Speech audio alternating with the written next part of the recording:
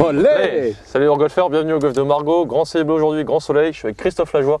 On va vous parler de la rotation dans le backswing et de son importance, à quoi elle sert et comment mettre en place une bonne rotation en fonction de votre physionomie, votre physique et de vos possibilités de tourner.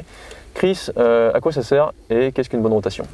Alors une bonne rotation, ça va vous servir surtout à utiliser les muscles déjà les plus puissants. Ouais. Plus on prend des petits muscles, plus l'énergie dépensée pour obtenir quelque chose sera importante. L'idée, ça va être de se dire, on va utiliser les gros muscles du corps, à savoir le buste, c'est là où il y a le plus de masse, donc pourquoi s'en priver? Voilà. Si déjà on doit utiliser, repartir un petit peu dans ce qu'on fait au quotidien, si je dois te pousser, je ne vais pas faire grand chose comme ça. Je peux utiliser le bras, ça ira un peu mieux, mais si j'arrive, je me cale contre et je le pousse, juste un petit coup d'épaule suffira. Donc, l'idée, c'est que dans le swing de golf, si vous voulez créer de la vitesse, il faut de la puissance, et pour avoir de la puissance, il nous faut impérativement utiliser le haut du corps et le bas du corps, et tout ce qui est important. L'ensemble, quoi. Voilà. Le plus important, ça va être déjà de prendre de l'élan avec tout ça. Oui. Puisque si ça ne bouge pas, ça va être compliqué. Et au-delà de ça, c'est que ça va aussi nous permettre de placer le club de manière optimale en haut du swing. Oui. Donc ça viendra après, mais déjà, ça passera par une bonne rotation. Oui. Donc, ce qu'on va déjà essayer de faire, c'est déjà de vous montrer une bonne rotation. Ouais. Et pour ça, on va utiliser un truc tout bête. Un club, un stick, ce que vous voulez. On va laisser le stick de côté. Déjà, ça va être de le placer simplement au niveau des épaules. Donc, des épaules ou un tout petit peu en dessous. Là, on va le mettre un peu en dessous avec les pompons.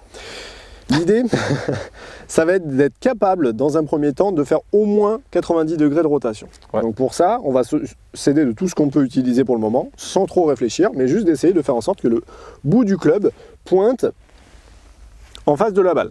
Voilà.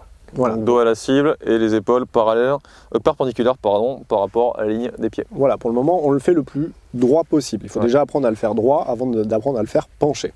Si déjà vous sentez qu'il y a des difficultés à le faire, on va surtout essayer déjà de voir ce qui bloque et pourquoi. Il y en a qui peuvent avoir des traumas au niveau des articulations, il y en a qui peuvent avoir de l'arthrose, d'autres. Des souplesses différentes, bref. Tout ça. Donc après, on va regarder d'où vient un petit peu tout ce qui est rotatif. On sait qu'il va y avoir des tensions et l'idée c'est qu'il peut y avoir plein de zones et d'axes de travail. Ouais. Alors déjà, première chose, un petit test, les pieds joints. Ouais. Voilà, on va essayer de tourner simplement les épaules. Donc si je fais que les épaules et que je bloque les hanches, j'arrive pas à 90 degrés. Donc première chose, normalement on débloque les hanches, ça va aider. Ouais. Moi j'y arrive. Tout le monde n'est pas forcément capable de le faire. Donc si j'ouvre les hanches, normalement j'arrive facilement à tourner les épaules. Les hanches sont un peu moins ouvertes que les épaules, à peu près 45, les épaules 90. Ouais. Si jamais Chris, j'y arrive toujours pas, qu'est-ce que je peux faire? Sur quelle articulation je peux jouer? Il y en a déjà une, c'est débloquer les cervicales. Ouais. Parce qu'il y en a, c'est les rois de la tête sur la balle. Ouais. Et en faisant la tête sur la balle, il faut savoir qu'il y a deux cervicales qui sont ultra importantes. La première, c'est l'atlas, c'est ce qui supporte le poids de la tête. Oui. Et la deuxième, c'est l'axis. L'axis, c'est celle qui nous permet d'avoir le plus de rotation possible. Donc c'est celle qui est juste en dessous. Si vous bloquez en dessous de l'axis, ça s'appelle un tétraplégique. Donc on va éviter ça. Donc tous ceux qui essaient de jouer avec une minerve là, et qui vous disent garder la tête sur la balle, c'est un truc qui est complètement biaisé, il ne faut pas le faire. Oui, mais pas la tête. Voilà, les yeux peuvent rester sur la balle, regardez, tout en laissant débloquer la tête. Si je laisse la tête, on crée des tensions, ça fait mal, torticolis, et en plus, de toute façon, on n'y arrive pas. Voilà, déjà de base. Et puis en plus de ça, c'est que pour soulager ça, vous allez devoir vous redresser. Donc ça va donner l'effet inverse. Ouais. Le deuxième point sur lequel on va jouer, c'est effectivement les hanches. Les hanches, il faut regarder aussi où est la mobilité. Là, on voit qu'il y en a, il n'y a pas de souci. Ouais. Si auquel cas, il n'y en a pas assez, on va regarder ce qui se passe juste en dessous, à savoir les genoux. Donc là, on peut laisser venir les genoux un petit peu. Ça bouge. En fait, on descend au niveau des articulations jusqu'à arriver à la fameuse cheville. Ouais.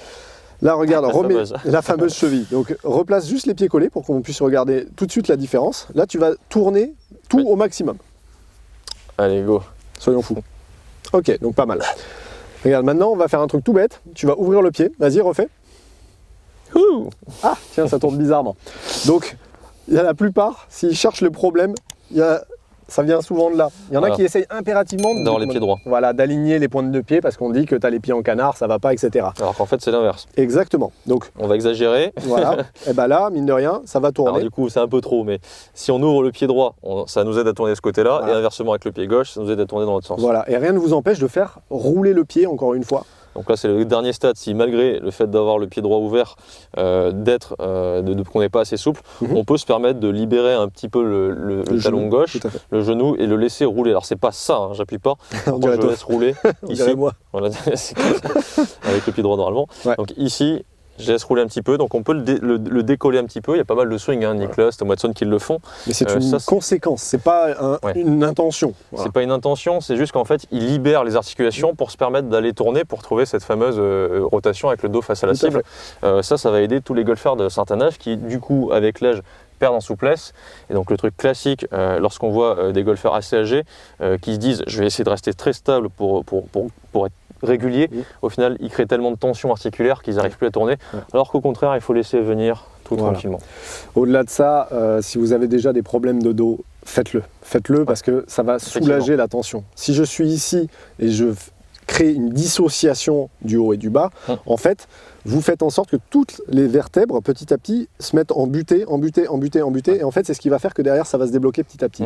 Si vous avez des problèmes de dos, il ne faut surtout pas faire ça. On le sait, là, regardez, quand vous êtes droit, il n'y a pas de tension parce que le bas est complètement associé au haut. Donc, pour éviter justement qu'on crée des dissociations, et potentiellement quelque chose qui va traumatiser sur le long terme, on va quand même laisser un peu de jeu, suffisamment pour qu'on puisse arriver à trouver cette fameuse rotation. Donc, tous les points de repère, on vient de vous les citer. Ça commence déjà par le bas. Tout ce qui est ancré, si vous mettez des tensions, c'est pas compliqué, hein, amusez-vous. Hein, vous mettez les deux pieds comme ça en dedans, essayez de tourner, vous allez comprendre ce qui va se passer. Ça bougera pas. Dans le cas inverse, trop d'un côté ou trop de l'autre, c'est pas forcément quelque chose d'intéressant. Je prends un exemple pour ma part. J'ai eu un trauma au niveau du genou. J'ai eu des ligaments croisés antérieurs du côté gauche. Dans ce sens-là, j'ai aucun problème. Dans l'autre sens, dès que j'arrive ici, ça heurte justement et ça retombe dans ce truc-là. Donc pour éviter justement de créer des compensations, qu'est-ce que j'ai fait simplement? J'ai ouvert légèrement le pied avant. Comme ça m'aide à tourner de l'autre côté. Parce que tu n'as pas de souci dans l'autre sens. Si on ouvre les deux pieds, en fait, là, on crée aussi finalement un blocage, parce que les deux sont ouverts. C'est ça. Donc c'est soit l'un, soit l'autre, ou normalement le truc classique, un petit peu des deux. Voilà, un petit peu des deux, mais ça c'est pour vraiment vous aider à tourner si vous n'y arrivez pas encore. Des exemples que l'on peut essayer de travailler. Alors, on va essayer déjà de le travailler d'une manière simple, verticalement, en étant tout droit, d'essayer de voir un petit peu ce qu'il en est. Je laisse tourner un petit peu tout, de façon à trouver ces 90 degrés d'angle. Si vous arrivez à tourner plus, tant mieux. Mais l'idée, ça reste déjà de rester sur quelque chose d'assez neutre. Donc ça, c'est le premier point. Et ensuite, on va essayer de le faire sur l'angle. Donc en étant en posture. Voilà. Donc vous pouvez le travailler soit avec un club, soit avec uniquement vos mains. Un petit exemple que l'on voit très souvent, si je demande à un pro de le faire, ça va aller. Donc là, Flo, tiens, tu vas me donner ton club.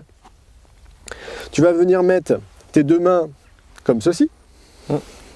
Et tu vas venir faire une rotation sur un plan droit. Donc là, pour l'instant, tu tournes simplement. Donc là, on peut voir que les mains restent à égale distance d'un côté comme de l'autre. Il n'y en a pas une qui se rapproche de l'une de l'autre. Et l'idée, en fait, c'est que maintenant, tu vas essayer de le faire sur un plan incliné. Donc ici, même principe, on peut voir que la main droite tourne autant que la main gauche, il n'y a aucun problème parce que justement sa rotation est bonne. On voit très souvent des trucs assez intéressants lorsque les gens se penchent. Mais on a de la tension quand même dans le côté droit, il y a la main qui a envie de partir plus facilement. Voilà, exactement. Et donc ça prouve que les bras sont actifs et pas forcément le corps. Donc pour le travailler à la maison, travaillez, vous voyez, sur un plan déjà vertical.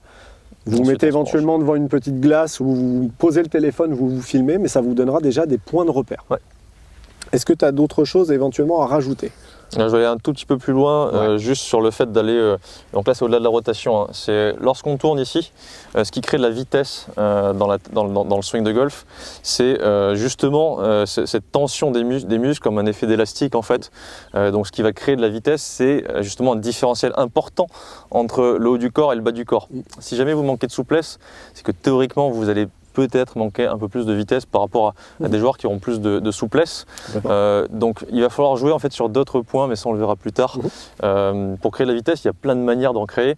Et les joueurs qui sont assez âgés, qui ont du mal à tourner, ils vont créer plutôt de la vitesse sur un gros relâchement et plus sur d'autres articulations pour créer de la vitesse, plutôt que sur la rotation. Quoi qu'il arrive, la rotation du corps, ça aide à créer aussi une certaine stabilité dans le swing. Ce qui est sûr, c'est que si vous tournez tout là, faites gaffe à ne pas partir trop loin non plus. Logiquement, si vous partez trop loin, c'est que vous n'avez pas besoin de tourner avec le bas du corps comme ça. Ou alors qu'il y a des bras qui se plient. Donc les bras se plient, mais de toute façon, vous allez le sentir très vite. Le test justement de se mettre comme ça, on peut aussi le faire sur une chaise. Être assis sur une chaise, voir si on arrive à tourner le haut du corps. Pour travailler les dissociations des ceintures, tout à fait. Voilà. Et puis sinon, si vous avez d'autres questions, vous pouvez les poser en commentaire. J'ai encore un autre point de repère. Allez, encore un autre, vas-y. Ah, non, mais un truc génial, regarde. Si je me mets comme ça, on va imaginer que ça c'est la cible. Hop, tac. Truc tout bête. Attends, je vais mettre du coup. Ouais. Les points de repère, en fait, qu'on peut aussi avoir, c'est que il faut qu'on arrive à savoir trouver des petits points de repère. Alors, en gros, si je me place et que je tourne, lorsque je suis droit, j'ai l'épaule gauche qui vient se mettre sous le menton. Ouais. Mais quand je suis incliné, en fait, c'est pareil. Ouais. Et on voit beaucoup, en fait, ce genre de choses. C'est-à-dire que, au lieu de, il y a des, comment l'amener ? Il y a des repères, des fois, qui sont un peu faussés. C'est-à-dire que les gens, au lieu de tourner en restant sur l'axe, ils viennent changer d'axe pendant la rotation. Et ça, c'est un énorme problème, on le voit beaucoup. En fait, les gens ne savent pas le faire déjà à vide, c'est-à-dire sans club. Et on a vu tout à l'heure, toi tu l'as très bien fait, lorsque tu es sur un plan incliné, on voit que l'épaule gauche est très basse et l'épaule droite est haute en fait. Oui. Et très souvent, ce qui se passe, c'est que lorsque les gens swingent, ils changent et ils se retrouvent à refaire une rotation droite lorsqu'ils effectuent les angles. Donc ça, c'est un très bon point. Regardez, je suis ici, la main gauche, elle va me donner aussi la position de la main droite à la fin du geste. Si je suis ici, l'opposé, c'est de l'autre côté. Dans le cas inverse, si vous voulez trouver, on va dire, le bon angle pour sortir de l'autre côté et une rotation dans l'autre sens, c'est par rapport à la main droite. Je suis ici, je mets ma main droite ici et je place la main gauche de l'autre. Mais on voit que le buste s'ouvre complètement. Et le fait de le travailler déjà de cette manière, on peut voir que lorsque je me place ici, il n'y a aucun problème, mes épaules sont basses par rapport à tout ça. Ce qui change d'angle, on peut voir que l'épaule, en fait, vient gêner le menton. Très souvent, on voit beaucoup de joueurs qui se tapent, bon là, je ne sais pas ce que ça doit donner avec le micro, mais qui se prennent l'épaule dans la joue. Donc, ce qu'il faudrait essayer d'imaginer, en fait, c'est que si je te mets un club ici ou un stick, si tu le fais très bien avec les bras, c'est s'imaginer qu'en fait, l'épaule et donc le bras ou le club, si on place un club, vient plutôt pointer vers le sol, à la fois à la montée avec l'épaule gauche et ensuite à la descente avec l'épaule droite et la main droite. Exactement. Et tout ça, en fait, c'est ce qui va vous permettre de trouver les vrais angles pour le mouvement en posture. Le bon plan. Voilà, le bon plan. C'est un bon plan ce qu'on vient de vous donner. Donc ça, c'est très important. Vous voyez, donc ça, c'est des points de repère que vous pouvez travailler à la maison. Il n'y a pas besoin de club pour le moment. Si après, derrière, vous êtes un petit peu énervé, vous prenez le club, prenez de l'espace, encore une fois, mais déjà, apprenez à le faire déjà à vide. Et si en plus, derrière, vous arrivez à le faire à vide et avec de la vitesse, il y a de fortes chances que le club accélère aussi. Oui, exactement. Voilà. Donc c'était, je pense, un point important. Ouais. Non, mais c'est vrai, très bien. Commentaires, si jamais vous avez des questions sur ça, des trucs un peu plus précis, on pourra y répondre. Comme d'habitude, likez, partagez, abonnez-vous, tout le tintouin. Et on se voit pour la prochaine vidéo, cette fois-ci pour, après la rotation, le début de l'armement. Donc entre l'angulation du poignet, du coude, bref, vous verrez tout ça demain. Et si c'est déjà sorti, vous pouvez le voir dès maintenant. Autre chose à dire? Non, c'est bon? Juste ciao. On vous aime les amis. Ciao, ciao.